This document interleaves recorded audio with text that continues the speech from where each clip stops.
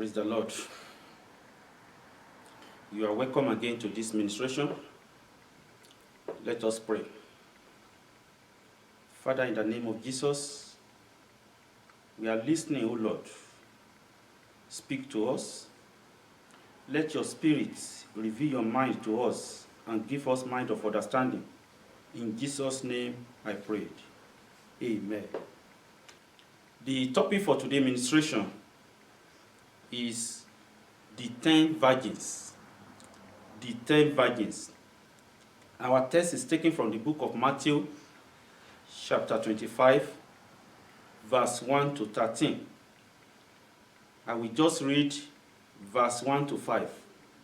It's a popular passage of the Bible. Matthew 25, I want to read 1 to 5. Then the kingdom of heaven shall be likened to 10 virgins, who took their lamp and went out to meet the bridegroom. Now 5 of them were wise, and 5 were foolish. Those who were foolish took their lamps and took no oil with them. But the wise took oil in their vessel with their lamps. But while the bridegroom was delayed, they all slumbered and slept. The parable of 10 virgins is one of the major parables of Jesus before the Passover, death and resurrection of Jesus Christ. It is a parable of judgment and the future. This parable centered about Christ's return. And the parable of 10 virgins was simple and straightforward. It was straightforward enough that Jesus did not have to interpret it like other parables, like the parables of sower and the parable of the wheat. When we're talking of the 10 virgins are Christians, common Christians like you and I. Everyone that has accepted Jesus Christ as is our Lord and Savior, and that is expecting his second coming, can be likened to be the 10 virgins. These 10 virgins, at the beginning, all of them have oil in their lamp. Lamp is their faith in Christ, and faith in the promise of Christ that is coming back to take his own, to be with him. When we're talking of oil, oil is the infilling of Holy Spirit, the Spirit of God that strengthens us in times of challenges, difficulties, problems, and weaknesses. That is the oil that every Christian needs. In Romans chapter 8, verse 26, the scripture says, the Spirit also helps in our weaknesses. In that wise, there's always a time of weakness. In the book of Ephesians chapter 5, verse 18, the Bible encourages us to be filled with the Spirit, because without the Spirit of God, we are empty. We are empty. These 10 virgins, 5 of them were considered foolish because they failed to take extra oil for their lamp, should in case the bridegroom tarries. When we look at that verse 5, they all slumbered and slept when the bridegroom tarries. That verse 5 says, but while the bridegroom was delayed, they all slumbered and slept. To fall asleep is to be discouraged. To fall asleep is to be confused, is to be threatened, and weak in faith. That is when people ask questions. People tend to ask questions when they are weak in faith, when they are confused, when they are discouraged, they ask questions like, why?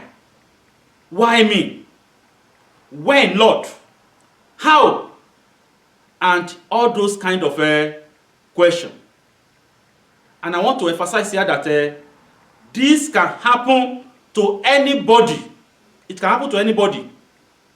Even John the Baptist experienced discouragement, the forerunner of Jesus Christ.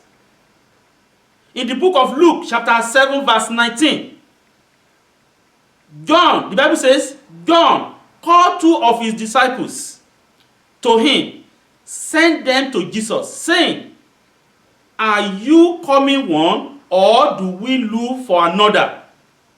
That was the message John the Baptist sent to Jesus Christ. That, are you the one? Because he was expecting that if Jesus Christ was truly the one, he's supposed to have come to his aid to deliver him. And this same John the Baptist, Jesus Christ testified about him in verse 28 of that Luke chapter 7, that for I say to you, among those born of women, there is not a greater prophet than John the Baptist, but he who is least in the kingdom of God is greater than he. John the Baptist, Jesus Christ considered him to be the greatest, even on earth then, but asked question at a point in his time. In the book of 1 Corinthians chapter 10 verse 12 says, therefore, let him who think he stand take heed, lest he fall. If you think you are strong, the Bible encourages you to be careful, because there is nobody that cannot fall. I pray that Lord will help us to remain standing in faith to his glory in Jesus' name. A lot of things can make us fall asleep in faith. A lot of things can happen. Things like delay in answers to prayer. You have been praying on a particular something and you have not received the answer. You can feel discouraged. Long-term sickness, storm of life, troubles, dangers, disappointment. There are enough things to make us fall asleep in faith. That if one do not have extra oil, I mean things that can strengthen and oil our faith, one can easily deny Jesus in an attempt to get solution and fall asleep in faith. Since challenges are common experience in Christian journey, we need constant refilling of Holy Spirit if we are not going to sleep and be cast out like the foolish virgins. We need extra oil. How can this be achieved? How can we achieve having this extra oil constantly in our life? One can constantly fill with the Holy Spirit through the following. 1. Daily meditation on the Word of God. We need to stay tuned to God through His Word always. That is why Paul says in Philippians chapter 3 verse 10 that I may know you, the more, and the power of your resurrection. He desires to know more about God always, daily, and that should be the desire of every Christian. Colossians 3 verse 16 says, let the word of God dwell in you richly. We are expected to be rich in the word of God. Psalm 119 says a lot of how meditating on the word of God can help us to stand even in our faith. Let me look at some of these verses in Psalm 119. Verse 6 says, then I will not be ashamed when I look into all your commandments.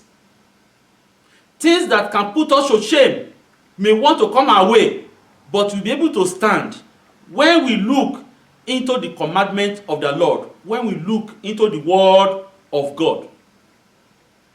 That same passage of the Bible, verse 9 says, How can a young man cleanse his way? By taking heed, accounting to your words.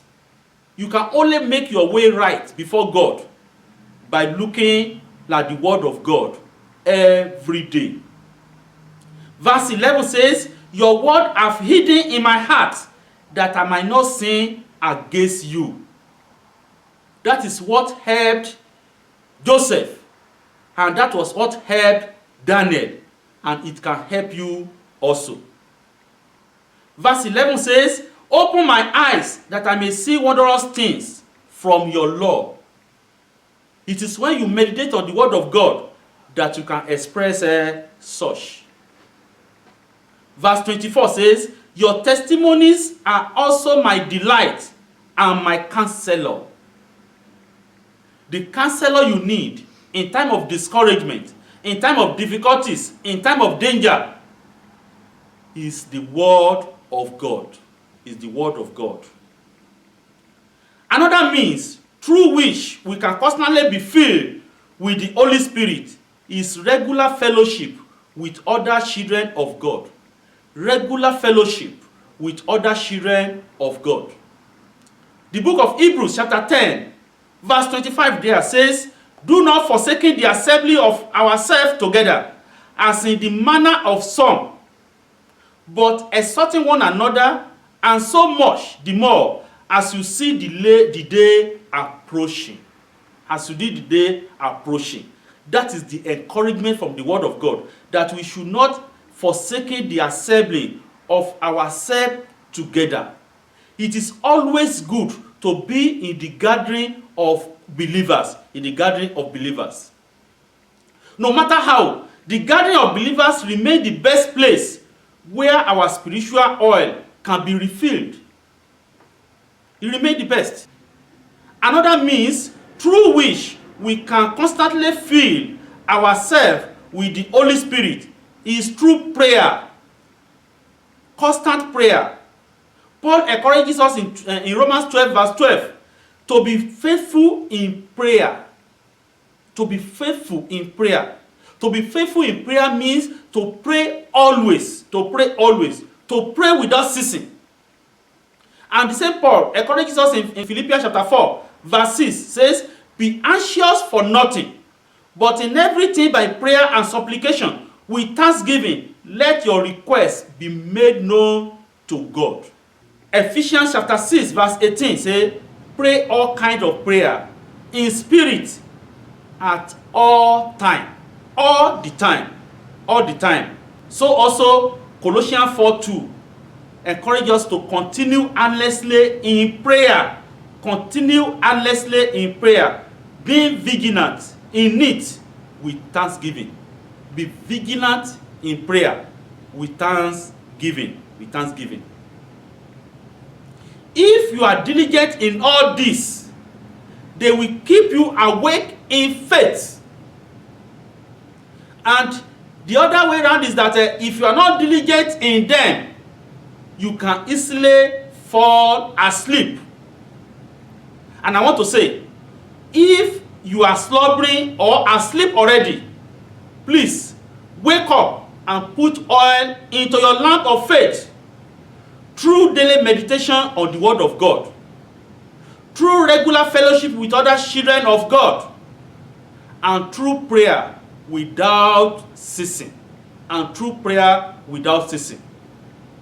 And let me quickly add, if you have not become one of the bride expecting the bridegrooms, which is Jesus, you can come and become one today by accepting Jesus Christ as your Lord and Savior.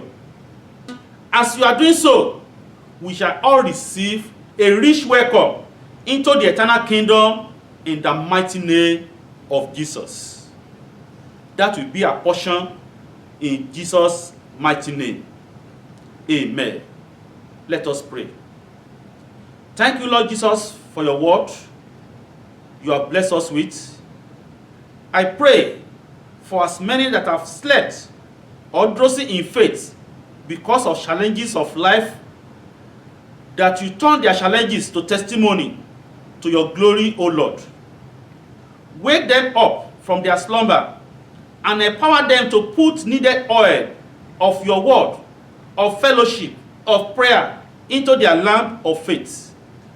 Grant those that are coming to you afresh the grace to stand to the end. Give all of us all the grace to be with you at the end of our life. In Jesus' mighty name, I pray. Amen.